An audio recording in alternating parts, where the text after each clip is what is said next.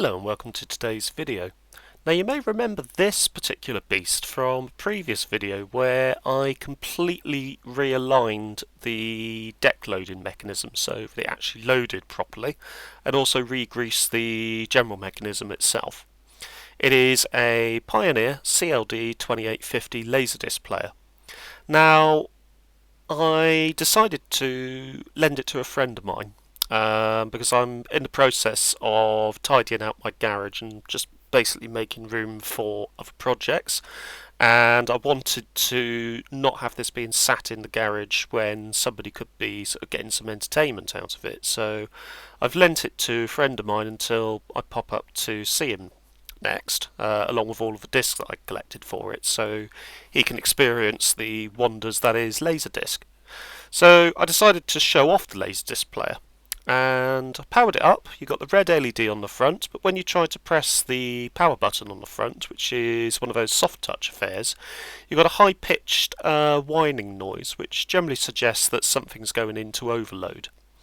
Now the fact that it powered up and didn't blow any of the fusible resistors on the primary side of the power supply means that the bridge rectifier and those two large capacitors that you can see there are probably in good shape. We actually tested those two large capacitors and they were absolutely fine. So what we did was we got a hairdryer. Oh, sorry, my voice there. What we did was we got a hairdryer, and with the hairdryer we warmed up the secondary part of the power supply, which is where the power supply has basically converted the AC input into a step-down DC input. And we noticed that the machine actually powered up, so that meant I could get the tray open.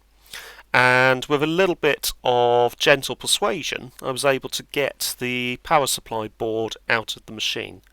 Now, I didn't take it out completely, so in other words, I didn't unsolder the mains cable, but I took the grommet that's holding that mains cable in and removed it from the back of the machine. That did take a little bit of persuasion with a combination of some pliers, some cutters just to sort of snip out the parts holding it together.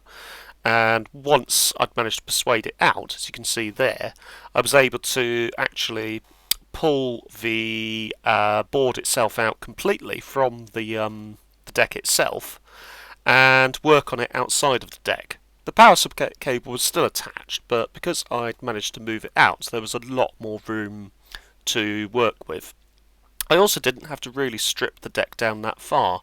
You just have to undo the top part of the deck that clamps the disc in place and then just move that to one side. There's a bar that goes across that effectively stabilises the deck itself. There's a couple of connectors which you can prise out using a selection of sort of pointy tools, or sort of a selection of picks to do it. Just be careful whilst doing that. And what I wanted to do once this was out was to focus on the small electrolytic capacitors, because if there's going to be a problem, especially where there's a problem of this particular nature where it's not powering up the rest of the unit despite making it past that primary stage, then it's going to be one of the small electrolytics is very likely dried out. You can actually see the division between the primary side and the secondary side by that yellow wavy line that goes from the top of the board down to the bottom. Now, as luck would have it, it actually turns out that the first capacitor that we worked on was the actual capacitor that was causing us all of the problems. You could actually, if you looked closely at the board, you could see some corrosion around the around one of the legs of one of the resistors. The resistor itself actually tested out absolutely fine, so there was no need to replace it. But when we took the capacitor itself out, you could see that there was advanced corrosion on the capacitor itself.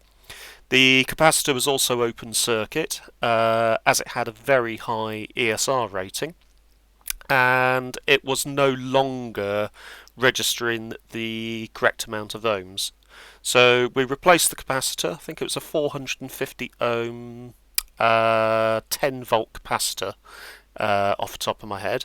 I replaced it with a 450 ohm 25 volt capacitor.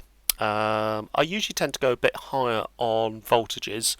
I haven't, touch wood, had any problems doing that, but it just means that the capacitor that goes in is capable of holding a little bit more and can be arguably a little bit more resilient. That little red blob I removed was just a bit of hot glue from the board itself. Now, I decided to go through a number of other small capacitors, and in total, if I remember rightly, I went through about 5 of these smaller capacitors, and all of them tested out absolutely fine. There was no extreme amounts of ESR. There was no extreme variation in the farad rating. Sorry, 450 microfarads. Sorry, I said ohms earlier, didn't I? I meant 450 microfarads. 450 microfarads at 10 volts. So, as I say, I replaced it with a 450 microfarad at 25 volts. Anyway, bit of self-correction on this off-the-cuff, not rehearsed piece. So I tested a number of other capacitors, focusing on the small electrolytic capacitors in the secondary stage. And as I said earlier, all of them tested out absolutely fine. There was no variations on any of them. There was no corrosion on any of them. Now, if you were so inclined and you had a good supply of capacitors, you could just go ahead and replace them. But I decided that, seeing as they were functioning absolutely fine, I would just go ahead and put them back in again. So basically, removal of components and testing them out of circuit is generally the best way to go about things. The reason being is you don't have any other components that could, say, absorb the charge that the testing equipment is actually putting out. What I was doing there was just testing the resistance of that resistor that I talked about earlier. It's that blue one that you could just see on the edge of the secondary stage. Had a bit of corrosion around the leg. I cleaned that up, obviously, after this video actually finished and before I put this back in and conducted the test clip.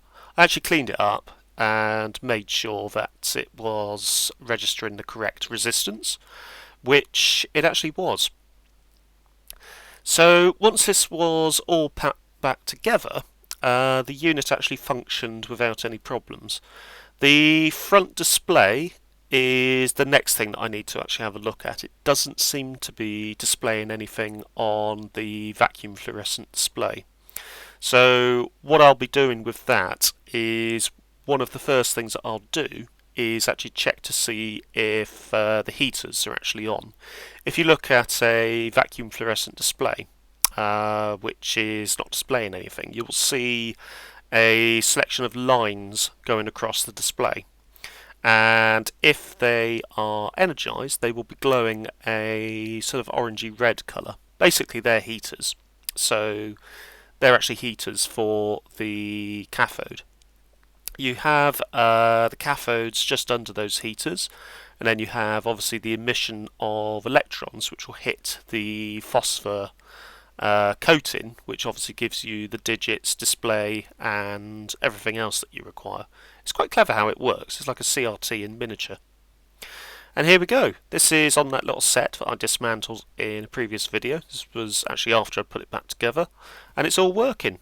Anyway, if you have enjoyed this, don't forget to hit the like button and subscribe. Take care, thanks for watching, see you soon.